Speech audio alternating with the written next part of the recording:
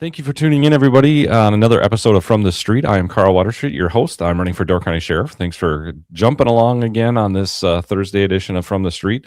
It's been quite the journey the last month and a half, however long we've been doing this. It's been fun talking about my career and sharing all the stories that I have with you guys, and kind of informing you of what I'm all about, and hopefully answering some questions that you have about my experience, my education, and things that maybe you have that you're on the fence about, or whatever decisions you want to make or need to make yet to throw some support my way on August 11th for the Republican primary. So I really am excited that you are tuning in and hearing these stories. And we've been kind of talking about my time at the Sturgeon Bay Police Department. We're going to be moving on now.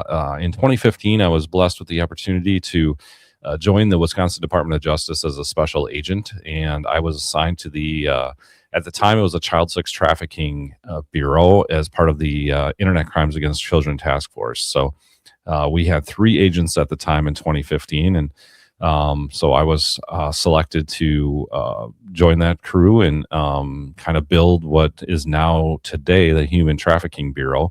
A lot of great experiences through there, but we had a really robust academy when we joined DOJ. There was, I believe, 9 of us that started in our class, and a couple of them are pretty high up in the rank now at DCI, and kind of proud of them and how they've developed in their career. But nonetheless, when we started, we had to go through a month-long, or it was a 6-week academy where we learned about everything, and then when we got back to our field offices, we spent a month in each bureau so we could learn exactly what we did, or what the whole agency does. So oftentimes if there's a all hands on deck call, we have to assist whatever bureau needs that assistance. So we had to know what to do in each bureau. So it was more of a flashcard assignment into what people did. It's not that you got certifications or anything like that, but you knew what to do, and you had to work cases and things like that. So I saw some really neat things. I ended up working 6 weeks narcotics undercover. We ended up working 4 weeks in the arson bureau, working with the state fire marshal's office, and 4 weeks in major crimes, and then started back into ICAC. Major crimes included public integrity, which means you investigate politicians or frauds or that type of thing that involved anything in within the public. So if there was a public interest into it, DCI usually does investigate that. So that's part of the major crime bureau now, white collar crime, that kind of thing. And then I went into the ICAC bureau, and we had had a lot of fun along that journey. Made a lot of friends, met a lot of people, and it was quite interesting, the ride that we had right along there. And then even as a new agent, even though you're in training and technically, like, I guess, on probation, you still had to respond to any call-outs that happened. So if there was an officer-involved shooting somewhere, or there was a homicide that needed a special assistance, or an arson case that you needed to dig a basement out on, something like that, then you did go help no matter what bureau you were in, because you were a special agent. You were required to go do that. So we did. So I did go do that. At the time when I got hired, it was brand new in Wisconsin. The law had passed that a secondary agency had to investigate officer-involved shootings, which I believe is rightfully so. You should have that transparency in that divide. Your own department should not be investigating your own officer-involved shooting. I think that would be a terrible way to go about things. And how can you maintain public trust and like the public can believe that you had a thorough investigation done if you're doing your own? It just doesn't make sense to me. So I think when that law was passed, it was the right thing to do, and it was a great law. But the problem is there was no direction, and everybody kind of piled onto DCI. And so we were running everywhere. As you can imagine, we were running to Milwaukee quite a bit, down to Madison, all over the state. So quite a bit of that, quite a bit of travel, quite a bit of seeing the countryside that way. But, we did get it figured out. There was a plan that was put in place, and some policies, and then some shoot teams they called were developed down south, especially the Milwaukee area, and we eventually kind of found our groove. So it was good that way. We didn't get called out as much, but our field office in the Appleton region, for whatever reason, usually ended up getting the most officer involved related critical incidents out of all the field offices in the state. So we did get a lot of practice at it, unfortunately, and it was something that we got a lot of things accomplished, and we eventually found our niche in our areas that we were able to be pretty efficient in, and make sure that things were done the right way and done efficiently. So it took a lot of time, but we eventually got it done. And as I developed through my career at the Division of Criminal Investigation, we had some pretty interesting cases, and we'll talk about a lot of those cases over the next few weeks. One case that or operation that is pretty memorable to me. You could probably search back in Google, was Operation Black Veil through the Brown County Sheriff's Office. I was a relatively new agent, and the Brown County Sheriff's Office did a ICAC / human trafficking sting operation. And I want to say we netted about 15 suspects out of that were arrested for anything from child enticement to child pornography to human trafficking to trying to sell their own kids.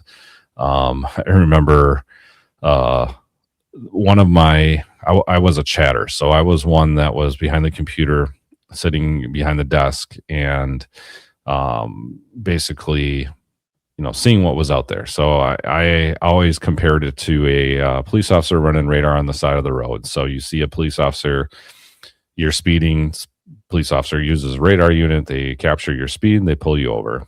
Not much different. We're on trolling the sites that we know are conducive to child pornography and child pornographers, and we eventually reach out, and there are very strict laws that we follow and rules that we follow in order to do this, so it is not considered entrapment. And then we have different techniques that we use to essentially lure these people in. And I would say out of those 15 or 16 that we arrested that night, we probably chatted with close to 200 people. The opportunity is very much given for them to bail out of the situation and stop the chat. It's usually the limit of 3 that we say, or minimum of 3 times that we say our age and verify that they understand our age, and then re-verify a number of times on what type of activity they want to do and accomplish. So it's not like it's hidden.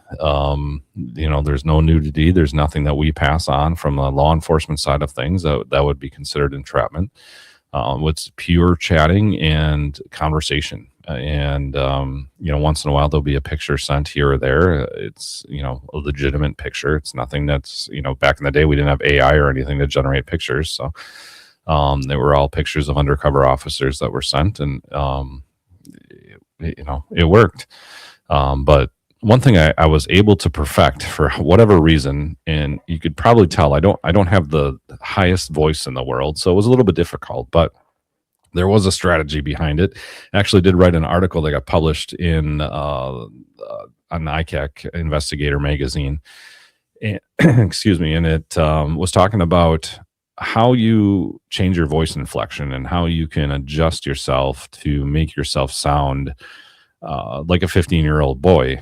And I remember getting on a chat with an individual, and it was later at night. It was one of our last ones, and we were chatting, and he wouldn't give up, but he wasn't really super interested. So in those cases, usually we just move on, because I want to say I had the fastest until one of our investigators that I was working with, he did get the fastest one, and I want to say it was like within 16 seconds. You literally start the chat, they exchange what they want, you verify age, they exchange again what they want, you verify the age, they exchange what you want, you set up the location, and it's done. And it was literally maybe not 16 seconds, maybe it was 16 minutes, now that I say that out loud. Nonetheless, it was very quick, and from point of chat to arrest, yeah, it was like 16 minutes. And uh, so that was like the fastest time we've ever arrested somebody. But this guy, for whatever reason, I tried to convince him, no, like it's raining out, we're not going to do this, whatever. Well, he proceeded. He's finally going to meet, and it was like an hour of chatting with this guy, and he was going to drive to the location we had set up, was on the east side of Green Bay, and he wanted a phone call. He wanted to verify who he was talking to. Fine. So we had undercover phones that we had set up there, and I was able to talk to him on the phone in the prescribed way that I could, get my diaphragm to, I guess, choke off and raise my voice enough to where he believed I was a 15-year-old boy, to the point where he drove down in Green Bay, drove around the block trying to verify where we were. And then he decided he was going to get a car wash because he didn't want a dirty car. And the entire time we were on the phone, we had to be on the phone for well over 30 minutes. And he still believed I was a 15-year-old boy. And when the garage door to the car wash opened up, the takedown team had their AR-15s out and handguns out, because these people are very dangerous. Some of these people do this on the dark web, and most of them carry weapons. Internet crimes against children work is probably 4 times, 5 times as dangerous as drug work. It's carries minimum mandatory sentences that oftentimes, as everybody I'm sure knows, it's not viewed as a very good crime. It's not viewed as a good crime in prison. And so therefore these guys, most of them have nothing to lose. So they know the gig is going to be up at some point. They just can't help themselves. It's a mental illness. So this guy was greeted when the garage door opened up at the car wash by the takedown team, and arrested right inside the car wash. And it had to be a half hour. I was on the phone with him on top of probably a couple hour chat, but it was a miserable time. My voice hurt, my throat hurt, my back hurt because of the position I had to be in to clench my diaphragm to get it to my voice high enough. But he did get sentenced to, I believe, to 3 years in and 3 years out.